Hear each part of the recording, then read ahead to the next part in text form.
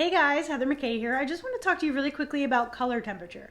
As you might know, because I'm doing a little series of basic photography tutorials right now. So color is my favorite thing in the world, okay? So I worked in a photo lab for almost 10 years.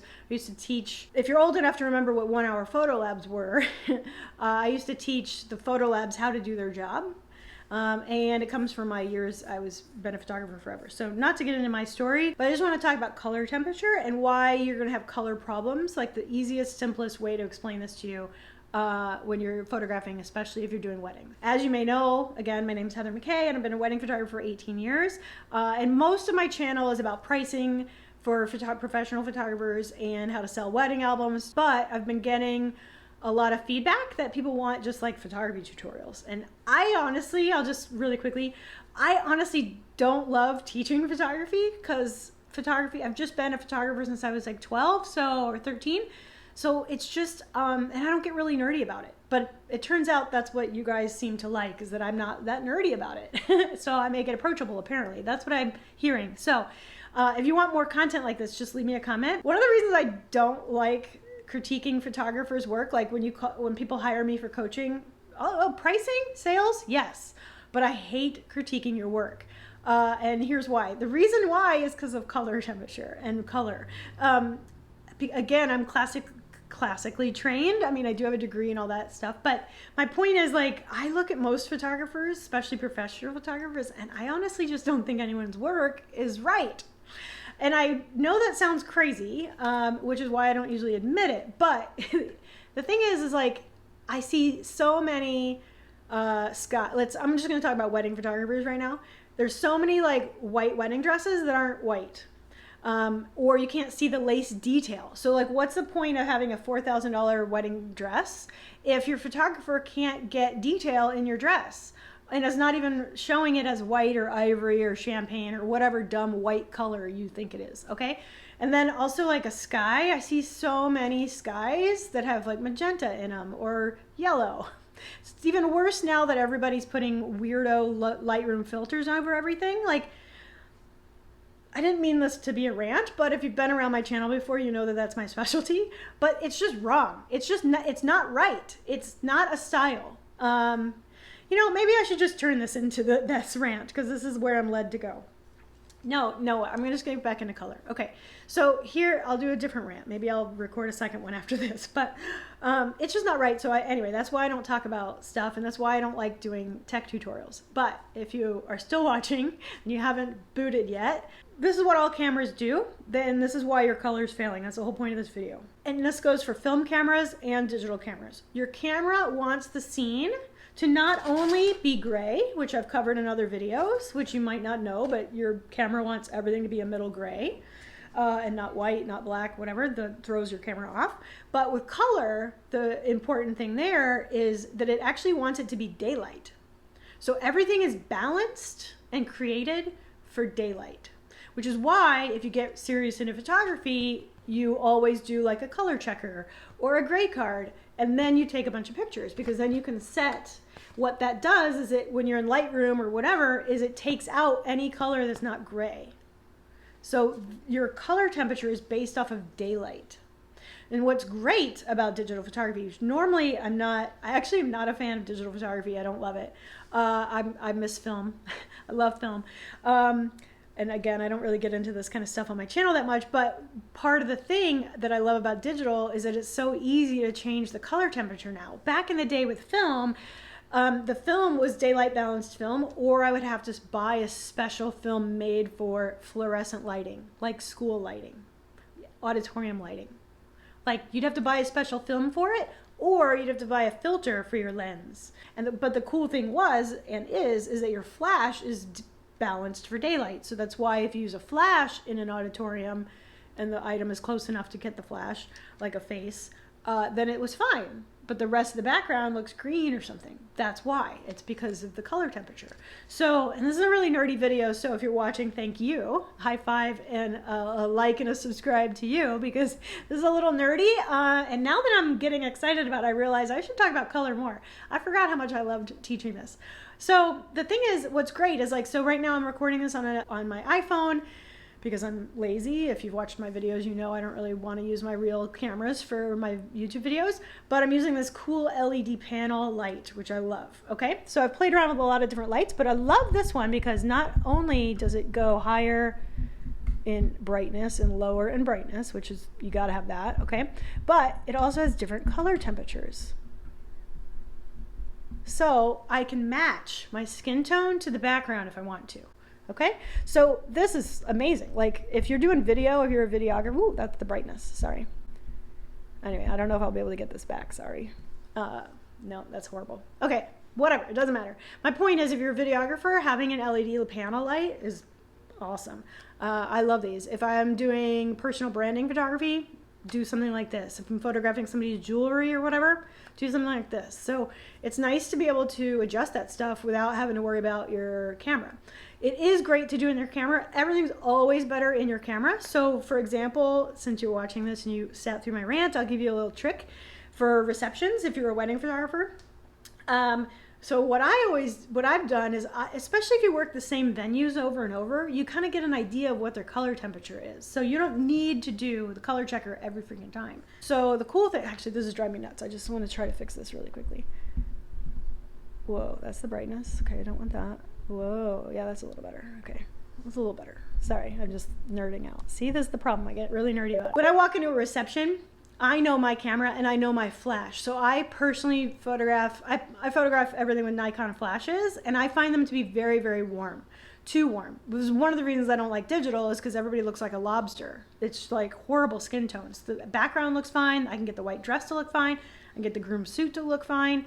But the freaking skin tones are horrible. Like I have everything go into Lightroom and pull out red specifically because it just drives me bonkers. You know who's amazing at skin tones? Fuji. Maybe I'll do a video about that. Leave me a comment if you want me to get into that more. But the cool thing about it is once you learn that stuff and you know what your flash does and you understand color, you have to really see color and learn color, just like you had to learn photography. You had to learn about the exposure triangle. Now you got to learn about colors. So the thing is, most people don't see color, and a lot of people are colorblind, especially men are prone to being colorblind, and you're not going to know what you might be slightly colorblind. So I used to teach, I didn't want to make this a really long video, so I'll try to make this quick. I used to teach photo labs how to see color and how to color correct people's work when it came through. Like now you're the photo lab, so you have to do that, but you might not, first of all, you're not trained in color, so thank you for watching this video, but you might not know what you are not seeing. So what I found when I was teaching these color theory classes to the photo lab for 7 years is almost everybody was a little bit not seeing yellow. And that's one thing I hate about work. I see everywhere it's all super yellow, and then Lightroom filters make it worse. They just add all this stupid yellow. So it makes me hate those lobster skin tones that I see, and it's horrible. Most people have a little weakness to seeing yellow, and the other one was really common was cyan. So this is the problem with color, and I can do a different video about color theory itself and show you examples. This is just a talkie video, but cyan and blue are different. Red and magenta are different. Yellow and green are different. And so when you're dinking around in Lightroom, you don't want to mess with all of them. Like, they're different. You have to actually go through and learn each one. And more importantly, you need to figure out what your weakness is and what you don't see. Because almost everyone has some sort of color they're not seeing. And you can take those fun little color quizzes, like you'll see them go around Facebook every once in a while. It'll test your color acuity. You can definitely do it that way. Maybe I'll do a different video showing you how I used to do it at the photo lab, because it was a fun little game we would do at the photo lab. Getting back to color temperature is everything like all the cameras and everything are set up to be outdoor balanced. So when you walk into a room, especially like there's a venue here where I live that is awful. I actually charge more photographing weddings there because every 5 feet the color temperature changes. So my normal MO is to dial in the temperature of my flash. I dial that in and the ambient light onto my flash when I walk into a reception. I just switch my camera over to this. You can do a custom setting on your camera. Again, I don't get super nerdy about that. I always forget you can do those things. I just instinctively walk into that room and change the ISO. I change all my settings. I change the shutter speed. I change the lens. I put my flash on my camera, and I always dial down the Kelvin. It's harder to find in a Canon. Like I don't know very many Canon shooters that actually do this because it's a little more awkward to find it. But on a Nikon, it's very, very quick for me to change my color temperature. So that's why I do it. That's why I do know some Canon photographers that have a custom setting, which makes it easier. So anyway, my point is I change my Kelvin to like 4700. So outdoor is 5500, daylight is 5500. Tungsten film or like normal lighting in a restaurant or something would be in the 4000s, 4700. One thing I will say about Canon is you can fine tune it even better than a Nikon. Like you can go by 4750 or 4800, or I remember it being a little bit easier to actually dial it in for that venue. So I usually just take a few minutes at the reception. If you've ever been to a wedding and somebody took a random photo of you and you weren't even smiling or anything, all they're doing is testing out their lighting on you and checking that kind of stuff. So if you're having a hard time editing your weddings and it's taking too long, and it's because the color and the faces are super red, rather than pull it all out when you import your photos into Lightroom, you can just photograph it in camera. That's why so many photographers that are established like to brag about SOOC, straight out of camera, because I'd rather get it right in the camera and save that time on the back end when I'm editing 2,000 wedding photos every single weekend. So it's great as a beginner because you're learning how to edit, but once you have to worry about your workflow and you like, especially in the summer, it's nice out. I don't want to be stuck in Lightroom. Like Lightroom's so slow and boring to me. Personally, I just don't like it. I've never liked editing. I don't like that part of the job. I like taking pictures. So I can actually do more gigs if I get it right in the camera. So I just take a few minutes at every reception when I walk in the room, and I do that. And then I just keep an eye on it over the night. Like the DJ's lights are going to change things. Like I said, some venues, every room is different color temperature. But if you have your camera set up properly and you know what your flash is, you're pretty much golden. So I have my camera set up similar to what this scene looks like, where the flash gives me the fill, the background is just a little bit darker, and they're not the same.